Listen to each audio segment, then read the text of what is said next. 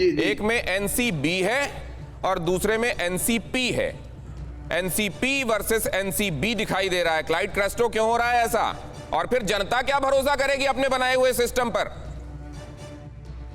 दिनेश जी, सवाल आपने काफी सारे किए हैं, मुझे बात करने का वक्त दिया इसलिए आपका धन्यवाद। पॉइंट मुद्दा ये है कि जब हमने पहले दिन कुछ विजुअल्स जो हमने देखे और वो पब्लिक के सामने लाया विजुअल्स, वो विजुअल्स में महत्वपूर्ण चीज ये बात है कि मनीष भानुशाली जो एक समय में कहता था कि मैं भाजपा का उपाध्यक्ष हूं, वो मनीष भानुशाली फिर बाद में कहता है कि मैं एक साधारण कार्यकर्ता हूं। ये साधारण कार्यकर्ता इतना खास है कि आदरणीय प्रधानमंत्री, आदरणीय गृह मंत्री, दूसरे राज्यों के जो मुख्यमंत्री, उन सबके साथ उसकी तस्वीरें हैं। वो कहता है कि मैंने इंफॉर्मेशन एनसीबी को दिया, एनसीबी कहती है हमारा विटनेस है। फिर बाद में दूसरा जो विटनेस है, जो आर्यन खान को खींचकर एनसीबी के ऑफिस ले जाता है, वो एक वांटेड फ्यूजिटिव है, उसको ढूंढ रही है पुलिस।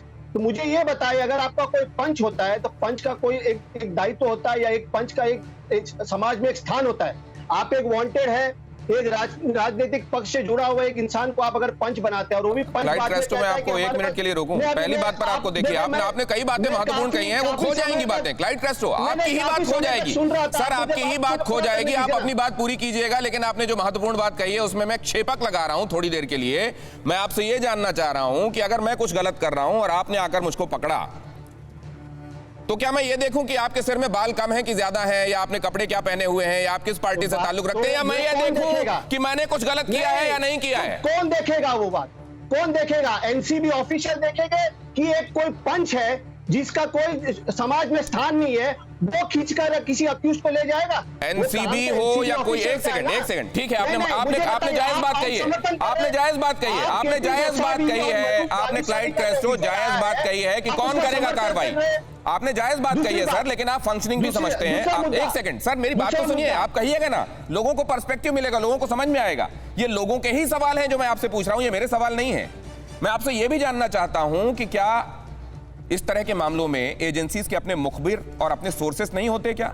सादी वर्दी में छापे नहीं डाले जाते क्या? सादी वर्दी में पुलिस वाले नहीं जाते क्या? उनके अपने ऐसे सोर्सेस नहीं होते हैं क्या जो आम सिविलियंस के बीच में से आते हैं और उनके लिए काम करते हैं और उनको बताते हैं? नहीं, मैं आपसे जानना चाहता हूं ना। तो जवाब सुन लीजिए और मेरा सवाल, कौन सा मुखबिर जो होता है जो किसी अक्यूज को खींचकर घसीटकर कि अपने एनसीबी के ऑफिस में या कोई पुलिस के ऑफिस में ले जाता है? कौन सा मुखबिर ऐसा करता है? विटनेस प्रोटेक्शन होता है कि नहीं होता? कौन सा मुखबिर होता है जिसका नाम पुलिस यंत्रणा या कोई सिस्टम जो है बाहर निकालकर देश भर में या दुनिया भर में दिखाता है, उनका चेहरा दिखाता है? कहां पर बताइए एनडीपीएस लॉ में या एनसीबी के कहीं रूल बुक में लिखा गया कि मुखबिर जो है उसको बाहर आप ले आए?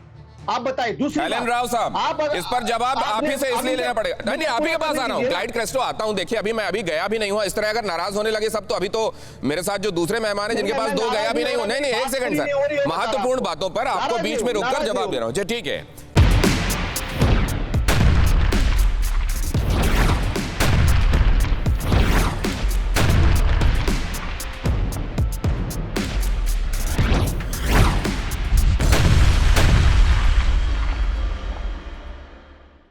परवाह देश की, सोमवार से शुक्रवार रात 10 बजे TV9 भारतवर्ष पर।